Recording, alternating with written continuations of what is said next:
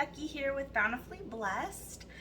I figured since I was going to be doing some quick prep of some delicious strawberry jam that I would bring you along and show you how easy it is to make. So I actually just got a really nice big thing of some strawberries from my store here, and I need to use them and do what I need to do with them before they go bad. So my husband and I, it's just the two of us, so I don't need to make a very big batch. And so I just do a small batch with about a pound, and that gets me one nice quart size jar of strawberry jam. And he really has enjoyed making different kinds of tarts. And so if I can make it with some delicious strawberry jam, then he can make a nice tart with it. So I am just going to prep up some strawberries. I've got quite a few that are definitely not usable, unfortunately, which is why I just really needed to get this done. So the nice thing is with this recipe, you do not need anything but some lemon juice, sugar, and your berries. There's no pectin that's required for this recipe, which is why specifically I like to use it. So very, very simple. And let's see, where is my lemon juice? Wow. And we're going to use about a pound of these berries. So I'm going to give these a good rinse, and then we're just going to cut them in really small sections. So let's get these cleaned up.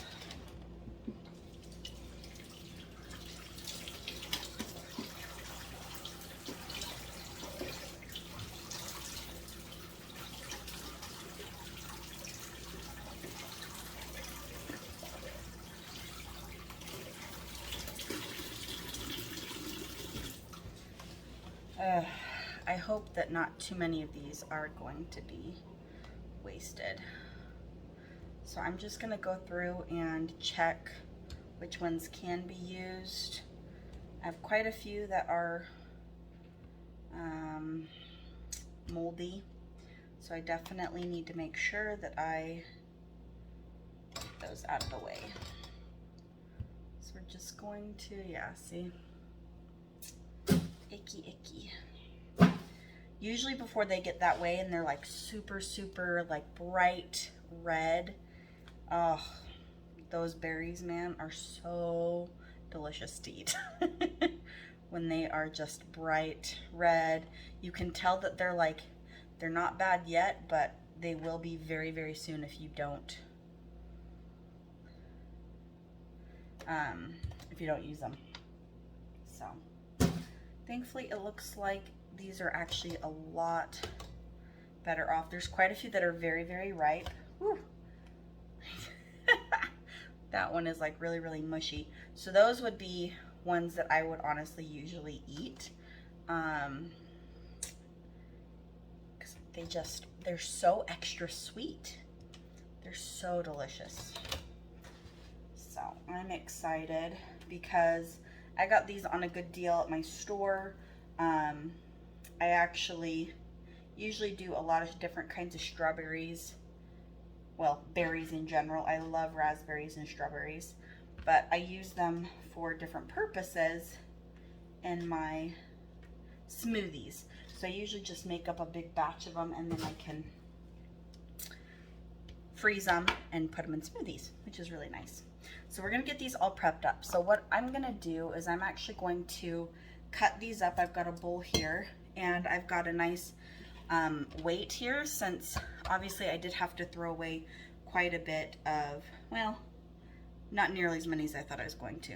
So what I want to do is make sure that these get cut up pretty small. Like, I'm not planning on smashing these completely. So what I'm gonna do is just make sure that they get a little extra with the cutting. That way, when they are getting cooked down with the sugar, that there's not going to be like big pieces, but I also like it to where they're at least a little bit a little bit of pieces of berries in there. So I like to make mine at least a little bit on the smaller side, but not completely smashed. You can smash them, but I don't usually do that for mine. And the one thing that I really do love about this is I don't have to worry about pectin. That's why I really fell in love with this recipe, is it's just super easy and I don't have to stress about it. This was a very, very awkward shaped strawberry there. So these will be perfect because they are just so soft, and the smell of berries that are just like super ripe is just the best smell when it comes to berries. So what I'm going to end up doing is just cutting all of these up, and then once I've gotten them to the size that I want, I'm going to measure them, or weigh them, sorry, so that way I know that I've got about a pound.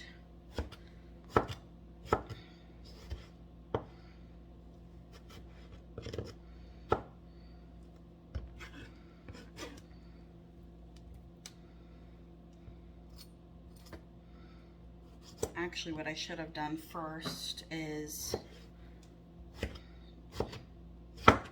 made sure that I measured or weighed the bowl first.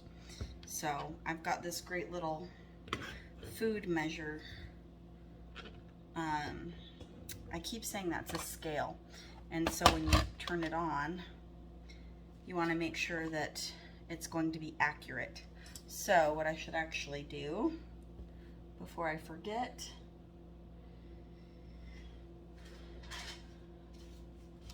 I'm gonna put those in here first so I can measure or weigh my bowl, and then I can zero it out so that way it doesn't count towards my weight. There we go. So that way I actually know where I'm at with a pound. So that'll keep me on task. It's super, super helpful.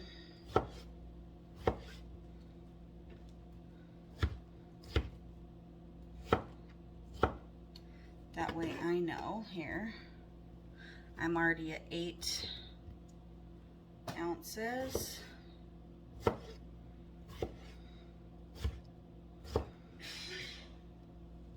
And then if I have any berries left over, which obviously I will, I can either choose to make another batch, or what I'm going to end up doing is making some more to go in the freezer, because I use berries a lot in smoothies. So I always have a nice bag of some kind of berry for my smoothies. And so what I'm doing is I'm making sure I'm using the really, really soft ones in this. That way they're gonna get utilized, so don't go bad. All right, really simple here. All right, this should put me over the edge here. Oh, nope, never mind. I, for some reason, was thinking that I needed to get to 10, and don't ask me why. Apparently, my timing is completely off. It's pretty funny, actually. Oh, goodness. All right, getting into the final stretch here.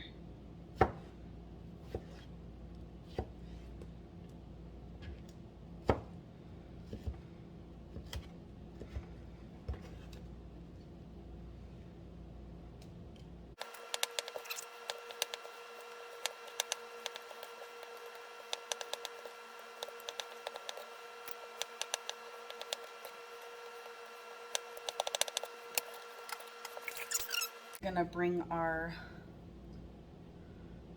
berries over to our stovetop here. Okay, So what I'm gonna do is I'm gonna turn my pan here to a medium heat. We're gonna add our pound of berries into here.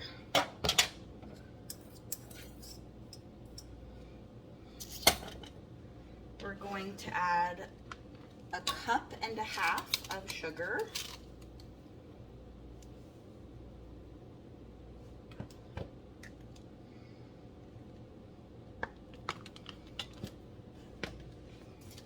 And then we're gonna let this come to a boil.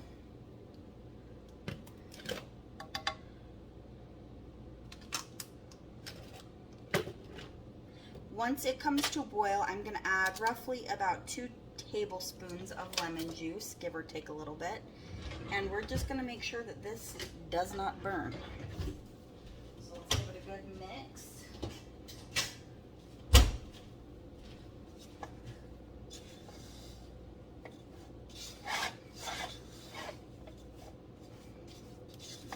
I remember the first time I made this, it felt so unnatural. Because you're like, it's just a bunch of sugar and berries, like it's just kind of like a,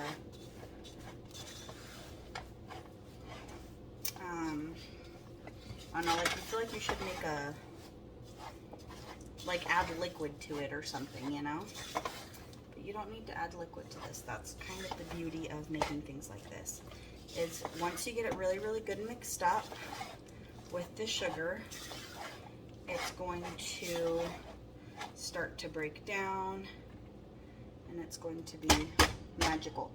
Now, I haven't specifically timed it, but give it roughly about 15 or so minutes.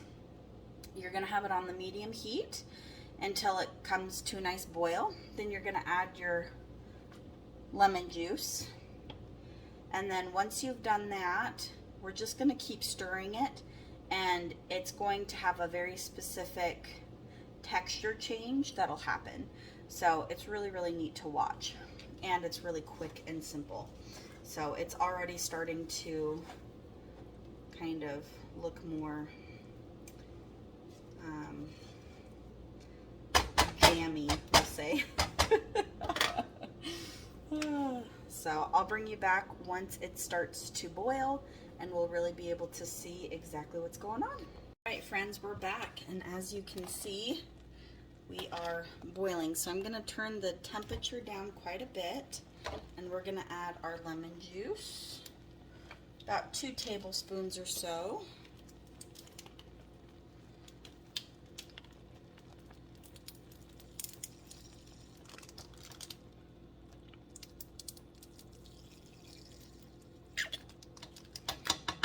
Beautiful.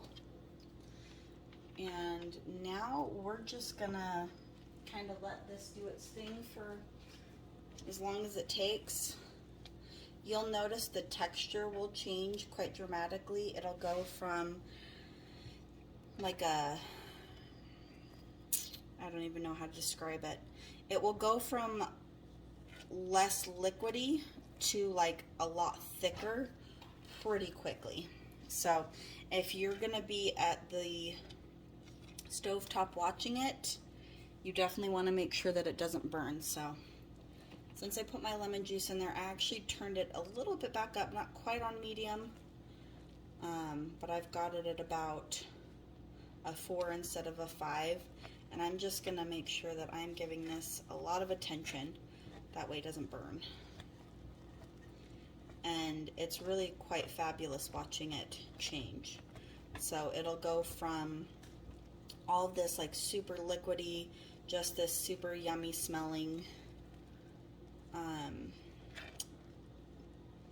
liquid, and it'll change very dramatically to a much thicker consistency, which is what we needed to do.